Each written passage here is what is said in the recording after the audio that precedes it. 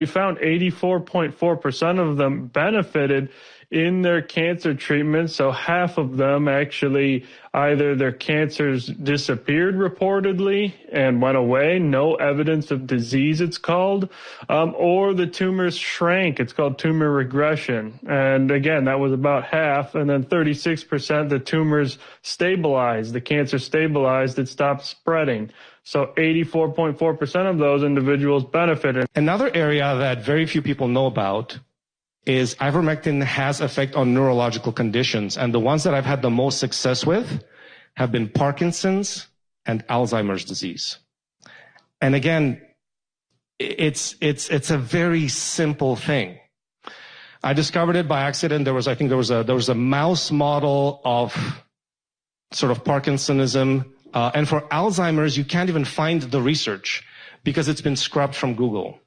So there's a study that was done, a preclinical study on ivermectin and Alzheimer's, where the researchers concluded that ivermectin has an effect on Alzheimer's and should be studied. It's been scrubbed from Google. If you go on DuckDuckGo, you can actually get the abstract of that study. But in Google, it's completely scrubbed. Big Pharma has gone to Google and paid them billions to suppress everything, not just about this, but just stuff across the board, because they want to control you. They want to dumb you down. There are thousands and thousands of incredible drugs. It's not that all drugs are bad that get developed. They want you to have the expensive, toxic, bad ones because the drug companies, the insurance companies are co-owned. You wonder why your insurance company will pay for some super expensive drug. It's because they're getting upwards of half of the money. Real time, uncensored, unstoppable. AlexJonesLive.com. Take a stand. Share the link. Do you want to fight? You better believe you got one! Look at these headlines. Overhead shot, please. Ivermectin full dosage schedule for cancers and prevention. Look at these studies. Got a whole bunch of peer-reviewed scientific studies, real-world clinical outcomes of ivermectin and benzodol. Cancer patients' results from a prospective observational cohort. PubMed. Whole bunch of these studies. Here's one, clip 24. We found that 84% of cancer patients taking ivermectin with benzodol declared their cancer had completely disappeared, shrunk, or stopped spreading after 6 months. Our study is now peer-reviewed and published in the International Institute of Anti-Cancer Research. And then we have more other studies here about ivermectin by itself and what happened with that. Isn't that just interesting? We could spend hours on this, and this has been known for decades, but now it's being documented on top of documented on top of documented, and is an extremely, extremely good thing. And I personally have a good friend who was diagnosed with larynx cancer, and they wanted to cut his larynx out. And just a few weeks ago, he said nope, and went on ivermectin and benzodol, and he could hardly talk. It had swollen up so much, and now it's gone down, they estimate, by about 60%, and he can talk great, and it's still shrinking, and he feels great. We'll see what happens there.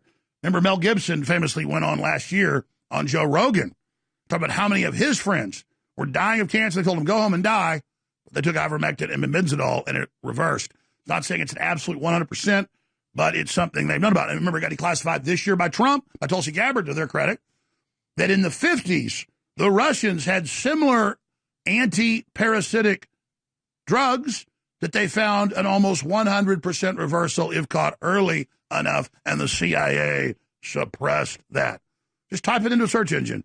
CIA suppressed Russian studies showing anti-parasitic drugs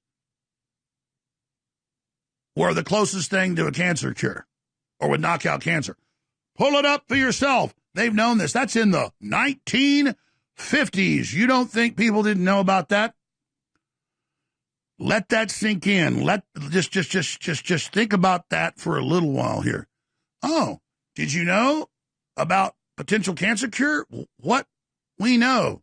Oh, March of this year, Newsweek, about anti-parasite drugs, very similar to ivermectin and benzodol.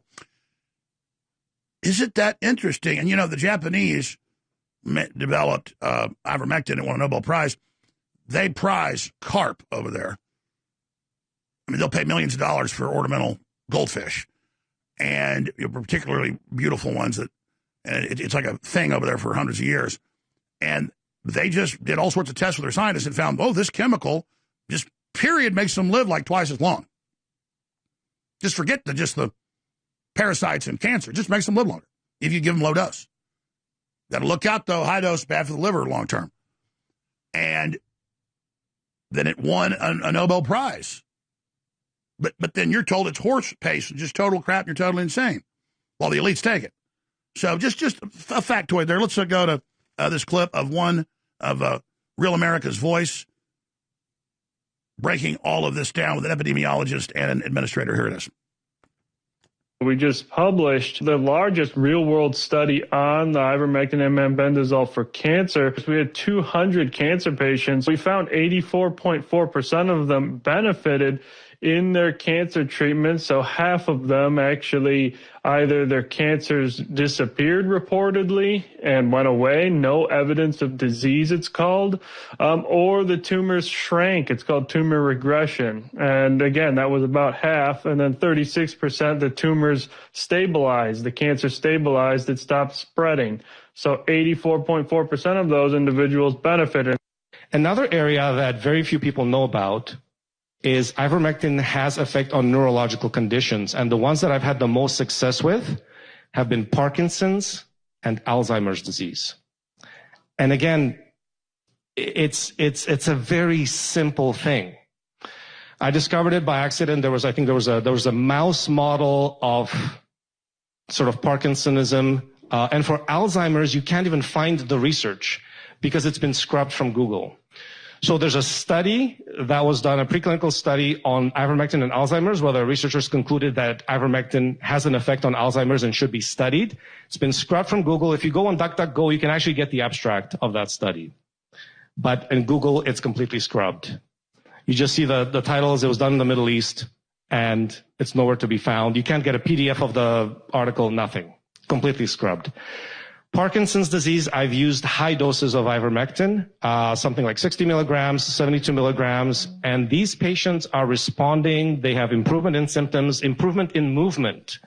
I have a patient who was barely mobile on maximum doses of standard treatment, who after a few weeks of high dose ivermectin started playing golf.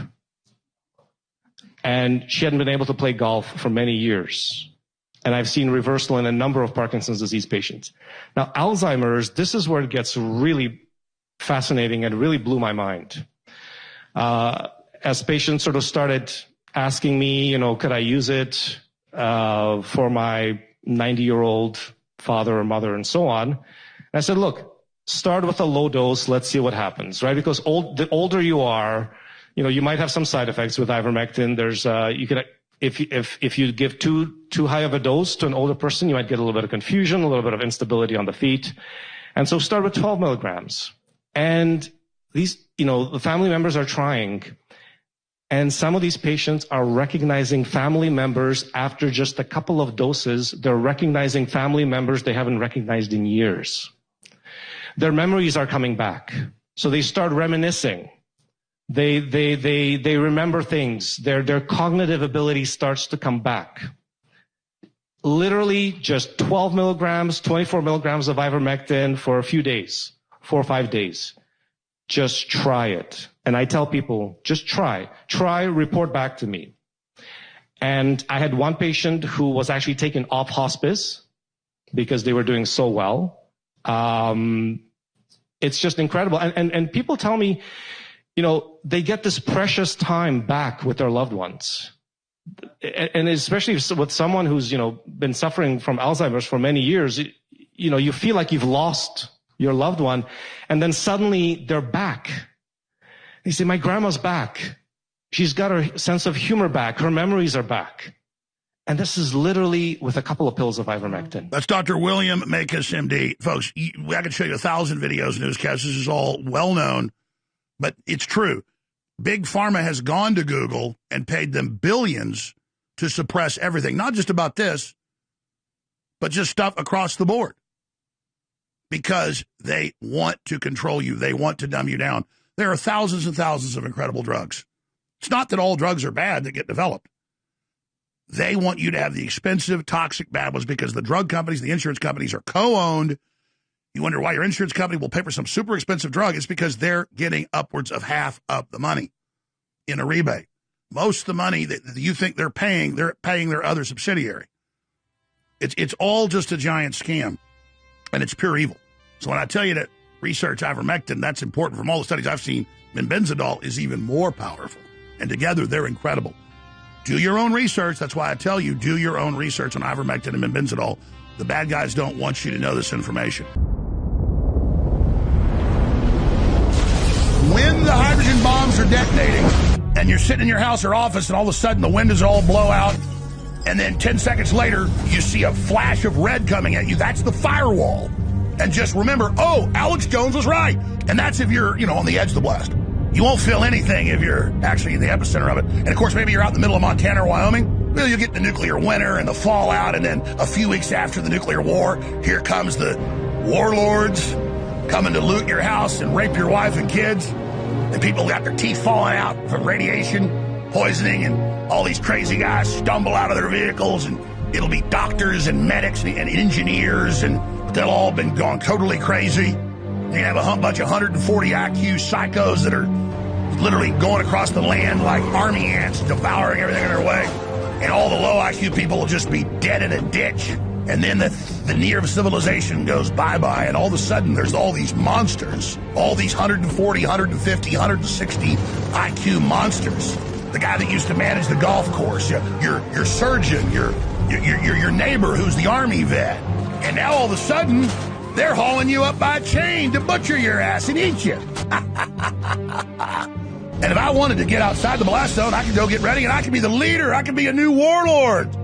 I could organize the engineers and scientists and warriors and have a battle plan how we were going to take the resources we needed, get to a redoubt, fortify it with weapons, because there's going to be other warlords coming soon we're going to contend with as we rebuild civilization. It's not that I want to be a warlord, but that's what we're going back to. Are you ready to be a warlord?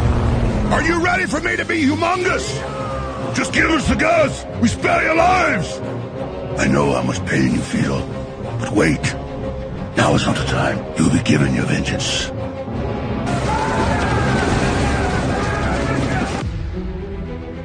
The InfoWar is not gone. It has been reborn. AlexJonesLive.com is the new site to find the next step in the InfoWar.